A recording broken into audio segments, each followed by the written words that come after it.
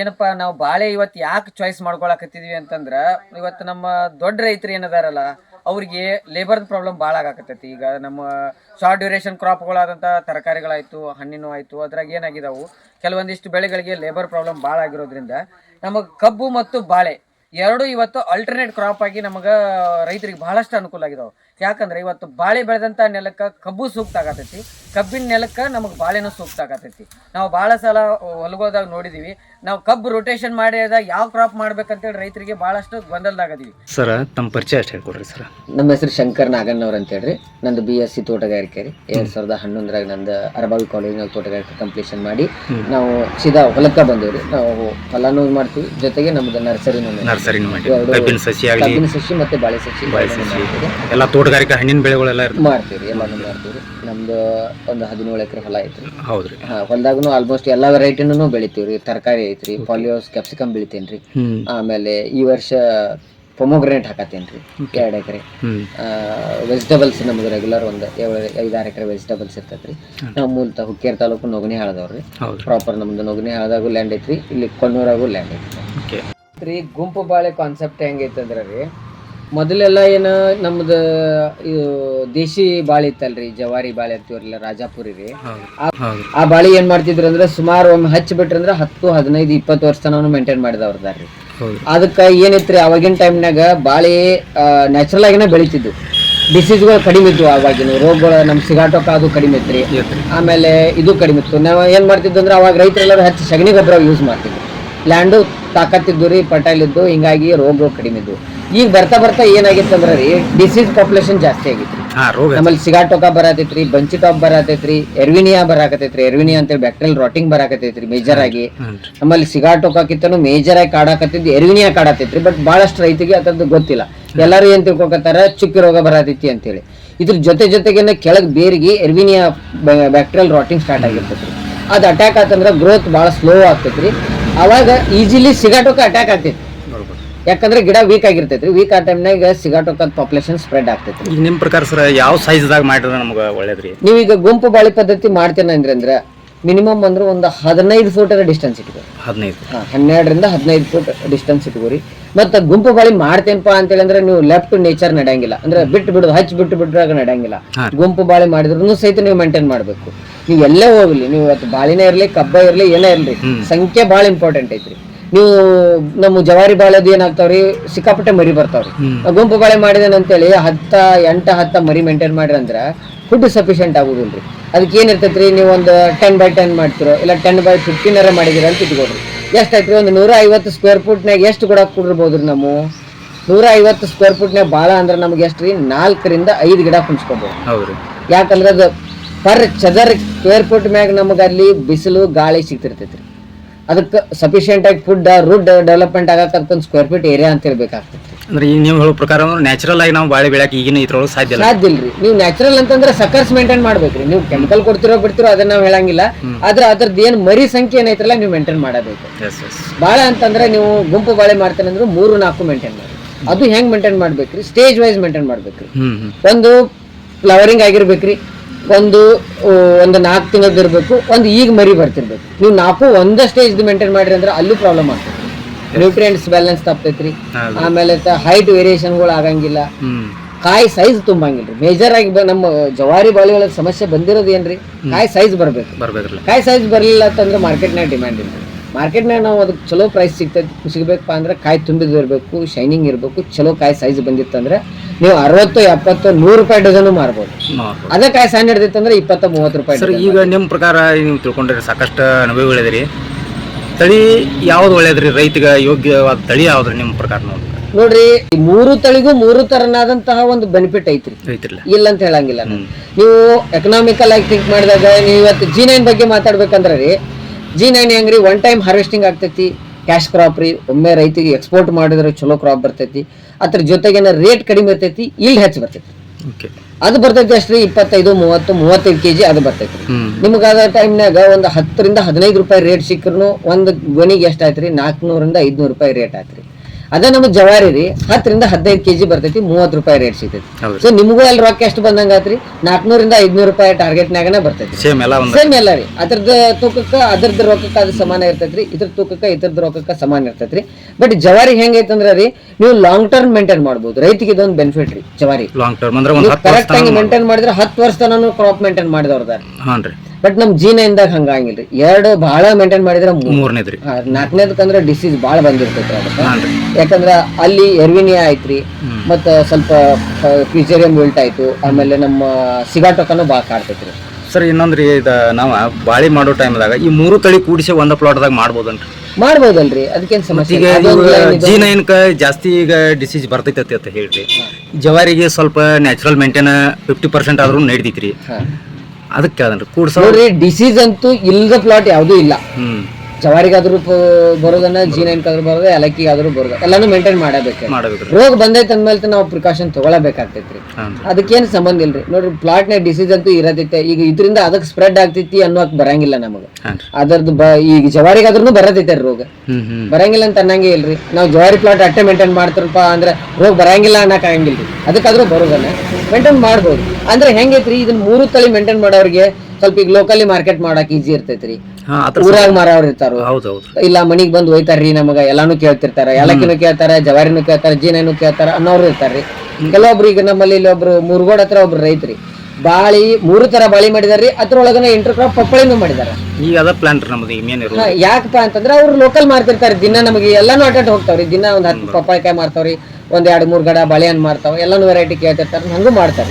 ಸಣ್ಣ ರೈತರು ಇರ್ತಾರಲ್ರಿ, 10 ಗುಂಟೆ 20 ಗುಂಟೆ ಮಾಡೋರಿಗೆ ಇದನ್ನು ಮಾಡ್ಬೋದು. ಏನ್ ಕಾನ್ಸೆಪ್ಟ್ ಅದ, ಏನ್ ತೊಂದ್ರೆ ಇಲ್ಲ ಸರ್. ಈಗ ನಾವು ಒನ್ ಟೈಮ್ ಹಾರ್ವೆಸ್ಟ್ ಅಂತ ಬರಬಾರ್ದ್ರಿ ನಮ್ಗೆ. ಆತರ ಮಾಡ್ಬೇಕಾರೆ ಏನ್ ಮಾಡ್ಬೇಕ್ರಿ? ಈಗ ಅವ್ರು ಹೇಳಿದ್ರಲ್ಲ, ಅದ ಹೇಳಿದ್ರಲ್ಲ ನೀವು, ಗುಂಪು ಬಾಳೆಗಳಿಗೆ ಏನ್ ಮಾಡ್ಬೇಕ್ರಿ, ಮಲ್ಟಿಪಲ್ ಸ್ಟೇಜ್ ನಾಗ ಸಕರ್ಸ್ ಮೇಂಟೈನ್ ಮಾಡ್ಕೊತ ಹೋಗ್ಬೇಕ್ರಿ. ಅಂದ್ರೆ ನಮ್ಗೆ ಎನಿ ಟೈಮ್ ಯಾವಾಗ ಬೇಕಾದಾಗ ನಮಗೆ ಅಲ್ಲಿ ಸಿಗ್ಬೇಕ್ರಿ. ನೀವು ಗುಂಪು ಬಾಳೆ ಪದ್ಧತಿ ಮಾಡಿದ್ರೆ 12 ತಿಂಗಳು ಕಾಯಿ ಸಿಗ್ತೈತ್ರಿ. ನಾವು ಸಿಂಗಲ್ ಮೇಂಟೈನ್ ಮಾಡಿದ್ರೆ 12 ತಿಂಗಳು, 1 ತಿಂಗಳು 2 ತಿಂಗಳು ಅಷ್ಟೇ. 1 ತಿಂಗಳು 1.5 ತಿಂಗಳದಾಗ ಕ್ರಾಪ್ ಫುಲ್ ಆಗ್ತೈತ್ರಿ. ಹೊಳ್ಳಿ ನೀವು ಮತ್ತೊಂದು 10 ತಿಂಗಳು ಮೇಂಟೈನ್ ಮಾಡ್ಬೇಕಾಗ್ತದೆ, ಗ್ಯಾಪ್ ಆಕತಿಲ್ಲ. ನಮ್ಗೆ 12 ತಿಂಗಳು ಸಿಗ್ಬೇಕನ್ನೋ ಉದ್ದೇಶದಿಂದ ಗುಂಪು ಬಾಳೆ ಚಾಯ್ಸ್ ಮಾಡಿದ್ವಿ. ಮಾಡ್ಬೋದು, ತೊಂದರೆ ಇಲ್ಲ. ಗುಂಪು ಬಾಳೆ ಬೆನಿಫಿಟ್ ಇನ್ನೊಂದು ಏನೈತೆ ಅಂದ್ರೆ, ಈಗ ನಮ್ಗೆ ಏಲಕ್ಕಿ ಒಳಗ್ರಿ, ಎಸ್ಪೆಷಲಿ ಏಲಕ್ಕಿ ಒಳಗ್ರಿ ಬೀಳ್ತೈತ್ರಿ, ಗಾಳಿಗೆ ಏಲಕ್ಕಿ ಬೀಳ್ತೈತ್ರಿ. ಗುಂಪು ಬಾಳೆ ಒಳಗೆ ಬೀಳಂಗಿಲ್ಲ. ಗುಂಪು ಬಾಳೆ ಮಾಡ್ರೆ ಬೀಳಂಗಿಲ್ಲ. ಯಾಕೆ ಬೀಳಂಗಿಲ್ಲ ಅಂತಂದ್ರೆ ಡಿಫ್ರೆಂಟ್ ಸ್ಟೇಜ್ ಇರ್ತಾವ್ರಿ. ಸಣ್ಣ, ದೊಡ್ಡ, ಮೀಡಿಯಂ ಸೈಜ್ ಇರ್ತಾವ್ರಿ. ಗಾಳಿ ಹಿಡಿತಾವ್ರಿ, ಗಾಳಿ ತಡಿ ಹಿಡಿತಾವ್ರಿ. ಮತ್ತ ಅಲ್ಲಿ ಒಂದಕ್ಕೊಂದು ನಿಮ್ಗೆ ಏನಿರ್ತೈತ್ರಿ, ಸಪೋರ್ಟ್ ಕಟ್ಕೊಳಕ್ ಮಾಡಕ್ ಈಸಿ ಇರ್ತೈತ್ರಿ. ಗುಂಪು ಬಾಳೆ ಹೋಗಿ ಆ ಕಡೆ ಒಂದ್ ಗಿಡ ಇರ್ತೈತಿ, ಈ ಕಡೆ ಒಂದ್ ಗಿಡ ಇರ್ತೈತಿ. ಗೊನಿ ಯಾವಾಗ್ಲೂ ಅಪೋಸಿಟ್ ಡೈರೆಕ್ಷನ್ ನಾಗ ಹಾಕ್ತಾವ್ರ. ಗುಂಪು ಬಾಳೆ ಮಾಡಿದಾಗ ಒಂದ್ ಗಣಿ ಈ ಕಡೆ ಹಾಕ್ತೈತಿ, ಒಂದ್ ಗೊನಿ ಈ ಕಡೆ ಹಾಕ್ತೈತಿ. ಆ ಟೈಮ್ ನೀವು ಅಲ್ಲೇ ಮ್ಯಾಗ ಒಂದು ದಾರ ತಗೊಂಡ್ ಕಟ್ಟಿಬಿಟ್ರೆ, ಒಂದು ಪ್ಲಾಸ್ಟಿಕ್ ಚರಿ ಕಟ್ಟಿಬಿಟ್ರು ಬ್ಯಾಲೆನ್ಸ್ ಆಗ್ತೈತಿ. ಇದು ನಿಮ್ಗೆ ಗುಂಪು ಬಾಳೆ ಒಳಗೆ ಇದು ಪಾಸಿಟಿವ್ ಐತ್ರಿ. ಮತ್ತೆ ಇನ್ನೊಂದ್ ಏನ್ ನಿಮ್ ಗುಂಪು ಬಾಳೆ ಒಳಗೆ ಅಂದ್ರೆ, ಗುಂಪು ಬಾಳೆ ಇಲ್ಲ ನ್ಯಾಚುರಲ್ ಫಾರ್ಮಿಂಗ್ ನೀವು ಮಾಡೋರಿದ್ರೆ ಸಗಣಿ ಗೊಬ್ಬರ ಜಾಸ್ತಿ ಯೂಸ್ ಮಾಡಿ. ಮತ್ತೆ ಮಡಿ ಮಾಡಿ ನೀರ್ ನಿಂದ್ರಸಾಕ್ ಹೋಗ್ಬೇಡಿ, ಡ್ರಿಪ್ ಮಾಡಿ. ಗುಂಪು ಬಾಳೆ ಮಾಡಿದ್ರು ಡ್ರಿಪ್ ಮಾಡ್ಬೇಕು. ಮಡಿ ಮಾಡಿ ನೀರ್ ನಿಂದ್ರಿಸ್ತೀವ್ರಿ ನಾವು, ಗುಂಪು ಬಾಳೆಗೆ ನೀರ್ ನಿಂದ್ರಿಸ್ಬೇಕು ಅಂತಾರ ತಪ್ಪ್ರ. ಯಾಕಂದ್ರೆ ಈಗ ನೀರ್ ಹೆಚ್ಚಾಗಿನ ನಮ್ ಬಾಳೆಗಳಿಗೆ ರೋಗ ಬಾಳ. ಆಕ್ಚುಲಿ ನಾವು ಈಗ ಒಂದ್ 5 ವರ್ಷದಿಂದ ಬಾಳೆ ಪ್ಲಾಟ್ ಮಾಡಿದ್ರು ಸರ್. ನೀರ್ ಹೆಚ್ಚ ಬಿಡುವಂತ ಬೆಳೆ ಅಲ್ಲತ್ತ ನನ್ನ ಅನಿಸಿಕೆ ಅನ್ಸಿದ್ರಿ. 100% ಹೌದಲ್ರಿ. ನೀರನ್ನ ಅದಕ್ಕೆ ಶತ್ರು. ನಾವ್ ಎಷ್ಟು ನೀರ್ ಜಾಸ್ತಿ ಕೊಡ್ತೀವಿ ಅಷ್ಟು ನಾವು ಡಿಸೀಸ್ ನೋಡೋದೇವ್ರಿ. ಕರೆಕ್ಟ್ 100%. ಮಳೆಗಾಲದಾಗ ಚಳಿಗಾಲದಾಗ ನಾವು ನೀರ್ ಜಾಸ್ತಿ ಕೊಟ್ಟಿವಿ ಅಂದ್ರೆ ಅಲ್ಲಿ ಸಾಕಷ್ಟು ಒಂದು ಎಲಿ ಉಳಿಯಂಗಿಲ್ಲ, ಬಡ ಬಡ ಬಡ ಎಲಿ ಒಣ್ಕೊಂಡು. ಬೇಸಿಗೆ ಟೈಮ್ದಾಗ ನಾವು ಎಷ್ಟು ನೀರ್ ಕಡಿಮೆ ಕೊಡ್ತೀವಿ ಅಷ್ಟೆಲ್ಲ ಡಿಸೀಸ್ ತನ್ನಿಂತಾನ ಹೊಡಿದವ್ರು. ನಾವು ಯಾವ್ದು ಸ್ಪ್ರೇ ಇಲ್ದ ಏನೂ ಇಲ್ದ ಹೊಡಿದವ್ರು. Correct 100% correct. ಯಾಕಂದ್ರೆ ರೀ ನಾವೇನ್ ಮಾಡ್ತೀವಿ, ಈಗ ನೀರನ್ನು ನಿಂದಿರ್ಸ್ಬೇಕಂತೀವ್ರಲ್ಲ, ತಪ್ಪ್ರಿ. ಅದ ನೀರ್ ನಿಂದ್ರಸಾಕ C4 ಪ್ಲಾಂಟ್ಸ್ ಗಳಿಗೆ ಅಷ್ಟ ನಾವು C4 ಅಂತ ಕೆಲವೊಂದಿಷ್ಟು ಪ್ಲಾಂಟ್ಸ್ ಅನ್ನು ಕನ್ಸಿಡರ್ ಮಾಡ್ತೀವಿ. ಅವಕ್ಕ ವಾಟರ್ ಸ್ಟಾಗ್ನೇಷನ್ ಅಂದ್ರೆ ಬೇರ್ ಉಸಿರಾಡಂಗಿಲ್ಲ, ರೂಟ್ ರೆಸ್ಪಿರೇಷನ್ ಏನ್ ಅಂತೀವಲ್ರಿ, ಬೇರಿಗೆ ಉಸಿರಾಟಿರಂಗಿಲ್ಲ ಅವಕ್ಕ. ಎಸ್ಪೆಷಲಿ ಭತ್ತ ಮತ್ತೆ ಕಬ್ಬು ನಾವು C4 ಪ್ಲಾಂಟ್ಸ್ ಅಂತ ಕರಿತೀವಿ. C4 ಪ್ಲಾಂಟ್ಸ್ ಗೆ ನೀವು ನೀರ್ ನಿಂದಿರ್ಸ್ರಿ, ಅದು ಇಲ್ಡಿಗೇನು ಇಫೆಕ್ಟ್ ಆಗೋದಿಲ್ಲ. ಇವಕ್ ಹೆಂಗಿರ್ತೈತಿ ಅಂದ್ರೆ ಬೇರ್ ಸಹಿತ ಉಸಿರಾಡ್ತಿರ್ತೈತ್ರಿ. ನೀವು 2-3 ದಿವಸ ಗಂಟ್ಲೆ ನೀರ್ ನಿಂತಂದ್ರ ಇದಕ್ಕೆ ಬೇರ್ದೇನು ವೈಟ್ ರೂಟ್ಸ್ ಇರ್ತಾವಲ್ರಿ, ಡೆತ್ ಆಗ್ತಾವ. ವೈಟ್ ಸೆಲ್ಸ್ ಡೆತ್ ಆಗ್ತಾವ್ರಿ. ಆ ಟೈಮ್ನಾಗ ಏನಾಗ್ತೈತಿ ಅಂದ್ರೆ ಫೀಡಿಂಗ್ ರೂಟ್ಸ್, ಆಹಾರ ತಿನ್ನುವಂತ ಬೇರ್ಗಳ ಸಂಖ್ಯೆ ಆಟೋಮೆಟಿಕ್ ಕಡಿಮೆ ಆಗ್ತೈತಿ. ಅಲ್ಲಿ ಆಟೋಮೆಟಿಕ್ ಆಗಿ ರೋಗ ಜಾಸ್ತಿ ಆಗ್ತೈತಿ, ಪ್ಲಾಂಟ್ಸ್ ಇಲ್ಡಿಗೆ ಇಫೆಕ್ಟ್ ಆಗ್ತೈತಿ. ನೀರ್ ಯಾವ್ದ ಕ್ರಾಪಿಗೂ ನಿಂದ್ರಸಾಕ್ ಹೋಗ್ಬೇಡ್ರಿ. ವಾಟರ್ ರಿಕ್ವೈರ್ಮೆಂಟ್ ಐತಿ ಎಲ್ಲದಕ್ಕೂ, ಬಟ್ ವಾಟರ್ ಜಾಸ್ತಿ ಆತಂದ್ರೆ ಯಾವ್ದಕ್ಕೂ ನಡೆಯಂಗಿಲ್ಲ. ಹೌದೌದು ಸರ್. ನಿಮ್ಮ ಸಜೆಸ್ಟ್ ತೊಗೊಂಡು ಸಾಕಷ್ಟು ಜನ ರೈತರ ಬೆಳೆದಾರ್ರಿ, ಅದನ್ನೆಲ್ಲ ತಿಳ್ಕೊಂಡು ನಾವು ಇಲ್ಲಿ ತಕ ಬಂದೇವ್ರಿ. ಇನ್ನೂ ಹೆಚ್ಚಿನ ಪ್ರಮಾಣದಾಗ ರೈತರಿಗೆ ಹೆಲ್ಪ್ ಮಾಡ್ರಿ. ಇನ್ಫಾರ್ಮೇಶನ್ ಕೊಡತ್ತೀರಿ, ಎಸ್ಪೆಷಲಿ ಬಾಳೆ ಮತ್ತೆ ಕಬ್ಬಿನ ರೈತರಿಗೆ. ನಮ್ದು ಏನಪ್ಪಾ ಅಂತಂದ್ರೆ ಬಹಳ ಇಂಟರ್ ಕಲ್ಟಿವೇಶನ್ ಮಾಡಕ್ ಹೋಗ್ಬೇಕು. ಟ್ರ್ಯಾಕ್ಟರ್ ಹೊಡಿಯೋದಾಗ್ಲಿ, ಹಾಂ ಹಾಂ ಎತ್ತುಗೊಳ್ಳೆ ಹಾಕೋದಾಗ್ಲಿ, ಬೋದ್ ಹರಿಯೋದಾಗ್ಲಿ ಭಾಳ ಮಾಡಬೇಡ್ರಿ. ಯಾಕಂದ್ರೆ ಬಾಳಿ 2 ರಿಂದ 3 ತಿಂಗಳ ಒಳಗೆ ಏನು ಡೆವಲಪ್ಮೆಂಟ್, ರೂಟ್ ಡೆವಲಪ್ಮೆಂಟ್ ಆಗಿರ್ತೈತಲ್ರಿ ಭಾಳ ಫಾಸ್ಟ್ ಇರ್ತೈತಿ. ನಂದು ಈಗ ಸದ್ಯ ಮಾರ್ಚ್ 2ನೇ ತಾರೀಕು ನಾನು ಪ್ಲಾಂಟೇಶನ್ ಮಾಡಿದೇನ್ರಿ, ಸುಮಾರು 5 ಫೂಟ್ ಬೇರ್ ಬಂದಾವ್ರಿ. ಓಕೆ, ಇನ್ನೊಂದು ವಿಷಯ ರೀ ಸರ, ಈಗ ನಾವು ಈಗ ಸದ್ಯ ನಾವು ನಾಟಿ ಮಾಡ್ಬೇಕು ಅನ್ಕೊಂಡಿದ್ದೀವಿ ರೀ, ಆದ್ರೆ ನಾಟಿ ಸಮಯ ನಿಮ್ಮ ಪ್ರಕಾರ ಯಾವ ಟೈಮ್ ಸೂಕ್ತ ರೀ? ನೋಡ್ರಿ, ನೀವು ಇಳುವರಿ ಸಂಬಂಧ ನೋಡ್ತೀನಪ್ಪ ಅಂತಂದ್ರೆ ನಾಟಿ ಸಮಯ ಬಂದ ಜೂನ್ ದಿಂದ ಜುಲೈ ಆಗಸ್ಟ್ ತನಕ ಮಾಡ್ಬೋದು. ಹೌದ್ರಿ. ಯಾಕೆ ಇದು ಸೂಕ್ತಪ್ಪ ಅಂತಂದ್ರೆ ರೀ, ಏನು ನಮ್ಮದು ಬಾಳಿ ಬೆಳವಣಿಗೆ ಹಂತ ಇರ್ತೈತಲ್ರಿ, 5 ತಿಂಗಳ ತನಕ ನಮ್ದು ಬಾಳಿದ ಬೆಳವಣಿಗೆ ವೆಜಿಟೇಟಿವ್ ಗ್ರೋತ್ ಅಂತೀವಿ ನಾವು. ಆ ಟೈಮ್ನಾಗ ಅದಕ್ಕೆ ಬೆಸ್ಟ್ ಕ್ಲೈಮೇಟ್ ಸಿಗ್ತೈತಿ. ಜೂನ್ದಾಗ ಹಚ್ಚಿದ್ವಿ ಅಂದ್ರೆ ರೀ, ಅಕ್ಟೋಬರ್ ನವೆಂಬರ್ ತನ ಅದ್ರದ್ದು ವೆಜಿಟೇಟಿವ್ ಗ್ರೋತ್ ಇರ್ತೈತಿ. ಅದು 4ನೇ ತಿಂಗಳಿಂದ 6ನೇ ತಿಂಗಳ ತನ ಗರ್ಭ ಕಟ್ಟಿರ್ತೈತಿ. ಆ ಟೈಮ್ನಾಗ ಥಂಡಿ ಸಿಗ್ತೈತಿ. ಸೊ ನಿಮ್ಗೆ ಏನಾಗ್ತೈತಿ ಅಂದ್ರೆ ಅದು ಕಂಜಿನಿಯಲ್ ಕ್ಲೈಮೇಟ್ ಸಿಗ್ತೈತಿ ಎಲ್ಲಕ್ಕೂ. ಜುಲೈ ಬೆಸ್ಟ್ ಯೋಗ್ಯ ರೀ. ಮೇ 15 ಮುಂದೆ ಅದು ಮಳೆ ಆತಂದ್ರೆ ಮಾನ್ಸೂನ್ ಸ್ಟಾರ್ಟ್ ಆದ್ಮೇಲೆ ಹಚ್ಚಕ್ ಯೋಗ್ಯ ಐತ್ರಿ. ಇನ್ನೊಂದ್ ಏನಪ್ಪಾ ಅಂತಂದ್ರ ಇದು ಬರ್ತೈತ್ರಲ್ಲ, ನಮಗ ಕೆಲವೊಂದು ಮಾರ್ಕೆಟ್ ಕ್ಯಾಚ್ ಮಾಡ್ಬೇಕಂದ್ರೆ, ಮಾರ್ಕೆಟ್ ಕಾನ್ಸಂಟ್ರೇಷನ್ ಮಾಡ್ಬೇಕಂದ್ರೆ ನೀವು 12 ತಿಂಗಳು ಪ್ಲಾಂಟೇಶನ್ ಮಾಡ್ತೀವಿ ಎನಿ ಟೈಮ್. ಬಟ್ ನೀವು ಗುಂಪು ಬಾಳೆ ಮಾಡೋರು ಇದಿರಲ್ಲ, ನಿಮ್ಗೇನ್ ಮಾರ್ಕೆಟ್ ಬದಲ್ ಕಾನ್ಸಂಟ್ರೇಷನ್ ಇರಂಗಿಲ್ರಿ. ನಿಮ್ಗೆ 12 ತಿಂಗಳು ಸಿಗ್ತಿರ್ತೈತಿ. ಒನ್ ಟೈಮ್ ಹಾರ್ವೆಸ್ಟ್ ಮಾಡ್ತಿರ್ತಾರೆ, ಸಿಂಗಲ್ ಕ್ರಾಪ್ ಮೇಂಟೈನ್ ಮಾಡ್ತಿರ್ತಾರಲ್ರಿ, ಅವ್ರು ಏನ್ ಮಾಡ್ಬೇಕಂತಂದ್ರ ಮಾರ್ಕೆಟ್ ಕನ್ಸರ್ನ್ ಇಟ್ಕೊಂಡು, ಕೆಲವೊಬ್ರು ಏನಂತಾರ, ಇಲ್ಲ ಸರ್ ನಮಗ್ ಶ್ರಾವಣ ಸಿಗುವಂಗ್ ಬರ್ಬೇಕ್ರಿ, ಕೆಲವೊಬ್ರು ನಮಗ್ ದೀಪಾವಳಿ ಸಿಗುವಂಗ್ ಬರ್ಬೇಕ್ರಿ, ಕೆಲವೊಬ್ರು ಏನಂತಾರ ನಮಗ್ ಮಾರ್ಚ್ ಏಪ್ರಿಲ್ನಾಗ ಬಾಳ ರೇಟ್ ಇರ್ತೈತ್ರಿ, ಆ ಟೈಮ್ನಾಗ ಬರ್ಬೇಕು. ಹಿಂಗೂ ಕೆಲವೊಬ್ರು ಕನ್ಸರ್ನ್ ಇರ್ತಾರೆ. ಅವ್ರು ಅದನ್ನ ನೋಡ್ಕೊಂಡು ಪ್ಲಾನ್ ಮಾಡ್ಕೋಬೇಕಾಗ್ತದೆ.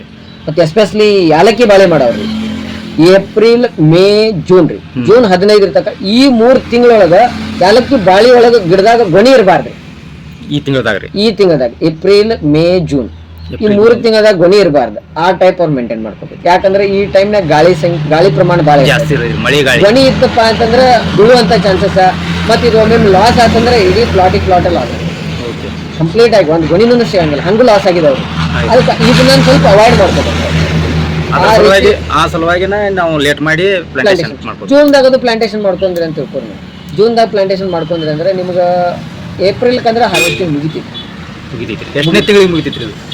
ಏಲಕ್ಕಿ 10 ರಿಂದ 11 ತಿಂಗಳು ಕರೆಕ್ಟ್ ಚಲೋ ಮೇಂಟೈನ್ ಮಾಡಿದ್ರೆ 10 ರಿಂದ 11 ತಿಂಗಳು ಕ್ರಾಪ್ ಮುಗಿತೈತ್ರಿ.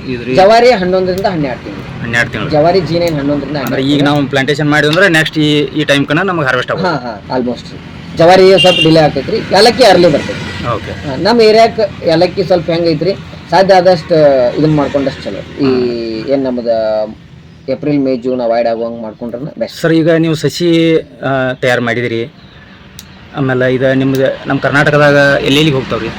ಆಲ್ಮೋಸ್ಟ್ ಎಲ್ಲರೂ ಇಲ್ಲಿಂದ ಚಾಮರಾಜನಗರ ಕೊಳ್ಳೇಗಾಲ ತನೂ ಕಳಿಸ್ತೇವೆ. ಈ ಕಡೆ ಯಾದಗಿರಿ, ರಾಯಚೂರು, ಕೊಪ್ಪಳ ಇಲ್ಲೆಲ್ಲ ಕಳಿಸ್ತೇವೆ. ಆಲ್ಮೋಸ್ಟ್ ಕರ್ನಾಟಕ, ಗುಲ್ಬರ್ಗ, ಸಿಂದಗಿ, ಬೀದರ್, ಹುಮ್ನಾಬಾದ್ ವರೆಗೂ ಹೋಗ್ತಾವೆ. ಒಳ್ಳೆ ರಿಸಲ್ಟ್ ಚಲೋ ಅದಾವ. ರಿಸಲ್ಟ್ ಚಲೋ ಸರ್. ನಾವು 2012 ಕೊಡಾಕತ್ತಿದ್ದೀವಿ, ಫಾರ್ಮರ್ ಸರ್ವಿಸು ಕೊಡಾಕತ್ತಿದ್ದೀವಿ. ಅವ್ರಿಗೆ ಏನೋ ಬೇಕಂದ್ರೆ ಸಜೆಷನ್ ಕೊಡ್ತೀವಿ. ಮೇನ್ಲಿ ಹೇಳ್ಬೇಕಂದ್ರೆ ರೀ, ಇದು ನಮಗೆ ಇಷ್ಟೊಂದು ನಮ್ಗೆ ಕಾನ್ಫಿಡೆಂಟ್ ಅಲ್ಲಿ ಹೇಳ್ಬೇಕಂದ್ರೆ, ಪ್ರತಿ ವರ್ಷ ನನ್ನ ಹೊಲದಾಗ ನಾವು 2 ಎಕರೆ ಪ್ಲಾಂಟೇಶನ್ ಮಾಡಿರ್ತೀನಿ. ನಾನು ಜವಾರಿ ಮಾಡ್ಕೊಂಡಿರ್ತೀನಿ, G9 ಮಾಡ್ಕೊಂಡಿರ್ತೀನಿ, ಯಾಲಕ್ಕಿ ಯಾವರೇ ಒಂದಿಷ್ಟು ಪ್ಲಾಟ್ ನಾ ಮೇಂಟೈನ್ ಮಾಡ್ಕೊಂಡು ಅದ್ರದ್ದು ಏನಾರ ಟ್ರಯಲ್ಗಳು ನೋಡಿರ್ತೀವಿ. ಮತ್ತು ನಾನು ಸಹಿತ ರೀ ಕೆಲವೊಂದು ಈಗ ಗುಜರಾತ್ಕಾಯ್ತು, ಆಮೇಲೆ ಜಲಗಾಂವ್ಕಾಯ್ತು, ಬೇರೆ ಬೇರೆ ಕಡೆ ಒಳ್ಳೊಳ್ಳೆ ರೈತರಿದಾರೆ, ಅವ್ರ ಪ್ಲಾಟ್ಗಳು ಹೋಗಿ ನೋಡ್ಕೊಂಡ್ ಬಂದಿರ್ತೀವಿ. ಈ ಕಡೆ ನಮ್ಮ ಮಹಾರಾಷ್ಟ್ರದಾಗೆಲ್ಲ ಒಬ್ಬೊಬ್ರು 15-20 ಎಕರೆ ಬಾಳಿ ಮೇಂಟೈನ್ ಮಾಡ್ತಾರೆ. ನಮ್ಗಿಂತನೂ ಏನೋ ಹೆಚ್ಚಿನ ನಾಲೆಜ್ ಅವ್ರದಾರ, ಅವ್ರ ಕಡೆಯಿಂದ ಎಲ್ಲ ನಾವು ಸಜೆಷನ್ ತೊಗೊಂಡಿರ್ತೀವಿ. ಇವು ಬೇರೆ ಬೇರೆ ವೆರೈಟಿ ಇದೆ. G9 ಐತ್ರಿ, ಅವು ಎಂಟ್ರಿ ಕ್ಯಾವಿಟಿ ಟ್ರೇದಾಗೂ ಮಾಡಿರ್ತೀವಿ. ಇವು ಕೆಲವೊಬ್ಬದಿಷ್ಟು ಸೆಲೆಕ್ಟಿವ್ ರೈತರು ಕೇಳ್ತಾರ್ರಿ, ಅವ್ರಿಗೆ ನಮಗೆ ದೊಡ್ಡ ಸೈಜ್ ಬೇಕ್ರಿ, ಆಮೇಲೆ ಬಿಸಿಲು ದಿನದಾಗ ಹಾರ್ಡ್ ಆಗಿರ್ಬೇಕ್ರಿ ಸಸಿ. ಈಗ ಕೆಲವೊಂದು ಗುಡ್ಡದ ಏರಿಯಾದಾಗ ಅದು ಮಾಡ್ತಿರ್ತಾರಲ್ರಿ, ಅಂಥವ್ರಿಗೆ ಈ ಕಡೆ ನಮ್ಮ ಕೊಪ್ಪಳ ಸೈಡ್ದವ್ರು, ಹಾವೇರಿ ಸೈಡ್ದವ್ರು ಈ ಟೈಪ್ ಹಾರ್ಡ್ ಇನ್ನೊಂದು ಬಿಟ್ರೆ ಆ ಕೊಯ್ಲ ಅದದ್ದು ಅವೆಲ್ಲ ನಮ್ಮ ಭೂಮಿ ಒಳಗೆ ಸಟ್ ಆಗ್ತಾವ್ರಿ ಎಲ್ಲ. ಇದಕ್ಕೆ ನಾವು ವೈಟ್ ರೂಟ್ಸ್ ಅಂತೀವಿ ಸರ್. ಇದೇನಿದು ನೋಡ್ರಿ, ಇದು ರೂಟ್ಸ್ ಹೇರ್ಸ್ ಥರ ಕಾಣಿಸ್ತೈತಲ್ರಿ, ಇದು ಮುಂದೆ ಇದು ಬಂದು ಫೀಡಿಂಗ್ ರೂಟ್ ರೀ. ಇದು ನಮಗೆ ಮೇಜರ್ ಆಗಿ ಎಲ್ಲ ನ್ಯೂಟ್ರಿಯೆಂಟ್ಸನ್ನ ಅಪ್ಟೇಕ್ ಮಾಡುವಂಥದ್ದಾಗಲಿ, ವಾಟರ್ ಅಬ್ಸರ್ಪ್ಷನ್ ಆಗಲಿ ಇಲ್ಲೇ ಜಾಸ್ತಿ ಆಗ್ತಿರ್ತೈತೆ ರೀ. ಆಮೇಲೆ ಈಗ ಇದು ಇನ್ನೊಂದು ಏನಾಗ್ತೈತೆ ಅಂದ್ರೆ ರೀ, ಇದನ್ನು ನಾವು ಹೋಗಿ ಪ್ಲಾಂಟೇಶನ್ ಮಾಡಿದ ತಕ್ಷಣ ಇವೆಲ್ಲನೂ ಸ್ಪ್ರೆಡ್ ಆಗಿಬಿಡ್ತಾವೆ. ವೈಟ್ ರೂಟ್ಸ್ ಸ್ಪ್ರೆಡ್ ಆಗಿಬಿಡ್ತಾವೆ, ಇಮಿಡಿಯೇಟಾಗಿ ಪ್ಲಾಂಟ್ಸ್ ಹಾಕ್ತಿವಿ. ಇದು ನಮ್ಮದು ಮೇಜರಾಗಿ ರೈತರು ಇದ್ರ ಬದಲು ಕಾನ್ಸಂಟ್ರೇಷನ್ ಮಾಡಬೇಕು ಹೋಗ್ಬೇಕು ಸರ್. ಇದ್ರ ಗೊಣಿ ಹೆಂಗೆ ಎಷ್ಟು ಕೆಜಿ ತನಕ ಬರ್ಬೋದು ರೀ ಸರ್? ಇದು ನಂದು 18 kg ತನಕ ಬಂದೈತೆ ರೀ, 15 ರಿಂದ 18 kg ಐತ್ರಿ. ಬಟ್ ಒಳ್ಳೆ ಮಾರ್ಕೆಟ್ ಸರ್. ನೀವು ಕೊರೋನಾದಾಗ ಸಹಿತ 50 ರೂಪಾಯಿ ಮಾರಿಕೊಂತೀರಿ. ಹೌದ್ರಿ, ಮಾರ್ಕೆಟ್ ರೇಟ್ ಆಲ್ಮೋಸ್ಟ್ ಇರತ್ತೈತೆ ಸರ್, ಏನು ಕಡಿಮೆ ಆಗ ಇಲ್ರಿ ಇದು ಪ್ರೈಮರಿ ಹಾರ್ಡ್ನಿಂಗ್ ಸರ್ ಇದು.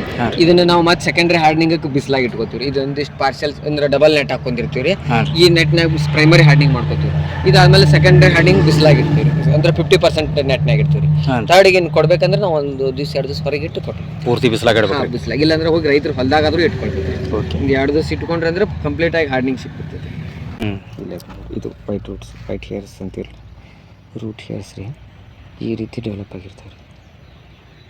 ಈ ಫೀಡರ್ ರೂಟ್ ರೀ.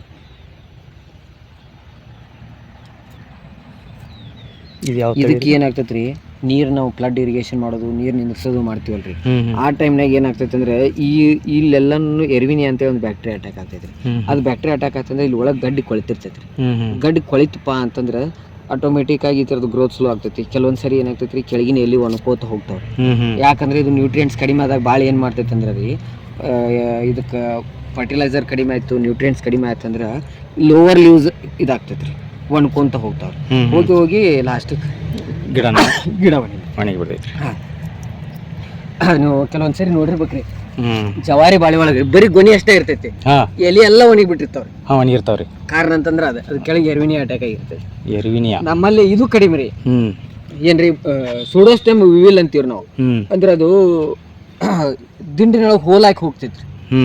ಐತ್ರಿ ಕೆಲವೊಂದು ಏರಿಯಾದಾಗ ಐತಿ, ಇಲ್ಲ ಅಂತೆಲ್ಲ ಆ ಪ್ರಾಬ್ಲಮ್ ನೋಡ್ರಿ. ಸೂಡೋಸ್ಟೆಮ್ ವಿವಿಲ್ ಏನಾಗ್ತೈತ್ರಿ, ಒಳಗೆ ಹೋಲ್ ಹಾಕಿ ಹೋತಂದ್ರ ಅಲ್ಲೂ ಕೊಳ್ಯಾಕ ಚಾಲು ಆಕೈತ್ರಿ. ಅಂದ್ರೆ ಅದು ಡ್ಯಾಮೇಜ್ ಮಾಡಿ ಬಂದಿರ್ತೈತ್ರಿ, ಅಲ್ಲಿ ರಾಟಿಂಗ್ ಚಾಲು ಆಗ್ತೈತ್ರಿ. ಸರ್ ಇನ್ನೊಂದ್ರಿ, ಬಾಳಿ ಬೆಳಿಬೇಕಾದ್ರೆ ಎಲ್ಲಾ ರೈತರು ಬೆಳಿಬಹುದ್ರು ಅಥವಾ ಏನು ಮೊದಲಿಂದನೇ ಬೆಳೆದ ಏನ್ರ ಅನುಭವ ಇದ್ದವ್ರು ಅಷ್ಟೇ ಮಾಡ್ಕೊತ ಹೋಗ್ಬೋದು? ಹೊಸ ರೈತರಂತ ಏನು ಹುಡ್ಕೋಬಹುದೇನು? ಮಾಡಕ್ ಸಾಧ್ಯತೆ ಐತ್ರಿ. ಯಾಕಂದ್ರೆ ಬಾಳಿ ಪ್ರಾಫಿಟೇಬಲ್ ಕ್ರಾಪ್ ರೀ. ಕಬ್ಬಿ ಕಂಪೇರ್ ಮಾಡಿ ಮಿನಿಮಮ್ ಡಬಲ್ ಇನ್ಕಮ್ ಐತ್ರಿ. ಆದ್ರ ರೈತರ ಹಿಂಜರಿತಾರ್ರಿ.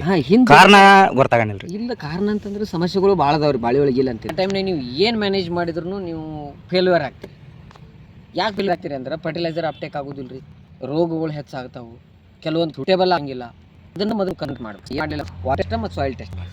ಸರ್ ಈಗ ವಾಟರ್ ಟೆಸ್ಟ್ ಅದ್ರ ಬಗ್ಗೆ ಕೇಳ್ಬೇಕಂದ್ರೆ ರೀ, ಎಲ್ಲಿ ಮಾಡಿಸಿದ್ರೆ ಯೋಗ್ಯ ವಾಟರ್ ಟೆಸ್ಟ್? ಸರ್ಕಾರದವರು ಎಲ್ಲರ ಕಡೆ ಎಲ್ಲ ತಾಲೂಕಾ ಪ್ಲೇಸ್ಗಳದಾಗ ಮಾಡಿದ್ದಾರೆ ವಾಟರ್ ಟೆಸ್ಟ್. ವಾಟರ್ ಆಗಲಿ ಸಾಯಿಲ್ ಆಗಲಿ ಎರಡೂ ಮಾಡಬೇಕು ಕಂಪಲ್ಸರಿ. ನೀವು NPK ಮಾಡ್ರಿ ಬಿಡ್ರಿ, ಬಟ್ ಫಸ್ಟ್ pH ಮಾಡ್ರಿ, EC ಮಾಡ್ರಿ, TDS ಮಾಡ್ರಿ.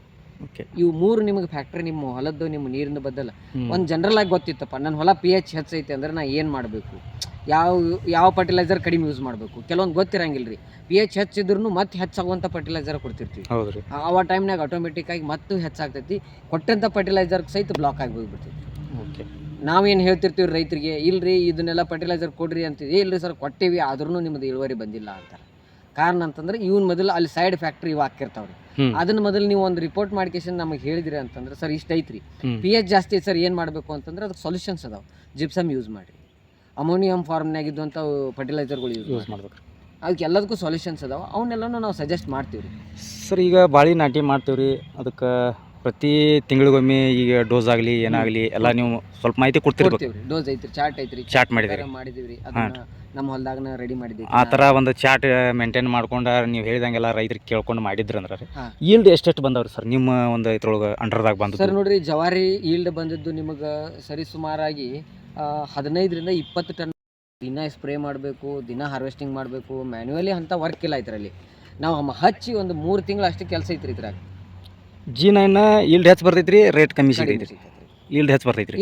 ಎಷ್ಟು ಹೈಯೆಸ್ಟ್ ಈಲ್ಡ್ ಅಂದ್ರೆ ಎಷ್ಟು ನೀವು ಕೇಳಿದ್ರಿ? 50 kg ತನಕ ಬಿದ್ದಾವ್ರಿ. ಐತ್ರಿ, ಒಂದು ಎಕರೆ ಟನ್ನೇಜ್ 50 ಟನ್ ತನಕ ತೆಗ್ದಾರ. 50 ಟನ್ ಮಾಲ್ ಬಂದೈತ್ರಿ. ಅಂದ್ರೆ ಜವಾರಿಗೆ ಇದಕ್ಕೆ ಕಂಪೇರ್ ಮಾಡಿದ್ರೆ ಡಬಲ್ ಅನ್ನ ಆಗೋದ್ರಿ. ಜವಾರಿದ ರೇಟು ಡಬಲ್ ಇರ್ತೈತ್ರಿ, ಇಳುವರಿ ಕಡಿಮೆ ಇರ್ತೈತಿ. ಮತ್ತು ಜಾಸ್ತಿ ಮಾರ್ಕೆಟ್ ಆಗೋದು ಜವಾರಿ ರೀ. ಮಾರ್ಕೆಟ್ ಅಂದ್ರೆ ನಮ್ಮ ಡಿಸ್ಟಿಕ್ ಅಷ್ಟೇ. ಇದ ನೀವು ಜವಾರಿ ಧಾರವಾಡದಾಗ ಹೋಗಿ ಕೊಡ್ತೇನಂದ್ರೆ ತೊಗೊಳಂಗಿಲ್ಲ ರೀ. ಜವಾರಿ ಡಿಮ್ಯಾಂಡೇ ಇಲ್ಲ. ಓಕೆ. ಜವಾರಿ ನಮ್ದೇನ್ರಿ ಬಿಜಾಪುರ, ಬಾಗಲಕೋಟೆ, ಬೆಳಗಾವ, ಸ್ವಲ್ಪ part of Maharashtra, Kolhapur belt, ಇಲ್ಲೆಲ್ಲ ನಮ್ಮ ಸ್ವಲ್ಪ ದೇಸಿ ಹೆಚ್ಚು ಹೋಗ್ತೈತ್ರಿ. ಅದೇ ನೀವು ಈ ಕಡೆ ಹೋದಂಗೆ ನಡೆಯಂಗಿಲ್ಲ. ಅದೇ ಈ ಕಡೆ ನಮ್ಮ ಗುಲ್ಬರ್ಗ ಸೈಡ್ ಹೋದ್ರಿಂದ ಅಲ್ಲಿ ಕೆಂಪು ಬಾಳಿ ಕೇಳ್ತಾರೆ, ಕೆಮ್ಲಾಪುರ ಕೆಂಪು ಬಾಳಿ ಕೇಳ್ತಾರೆ. ಆಮೇಲೆ ಈ ಕಡೆ ನಮ್ಮದು ಸೌತ್ ಸೈಡ್ ಹೋದ್ವಿ ಅಂದ್ರೆ ಎಲ್ಲ ಯಾಲಕ್ಕಿರಿ. ಆದರೆ G9 ಹೆಂಗೈತ್ರಿ, ಆಲ್ ಓವರ್ ಇಂಡಿಯಾ ನೀವು ಎಲ್ಲಿ ಹೋದ್ರೂ ಅದು ಕಾಮನ್ ವೆರೈಟಿ ಇದೆ.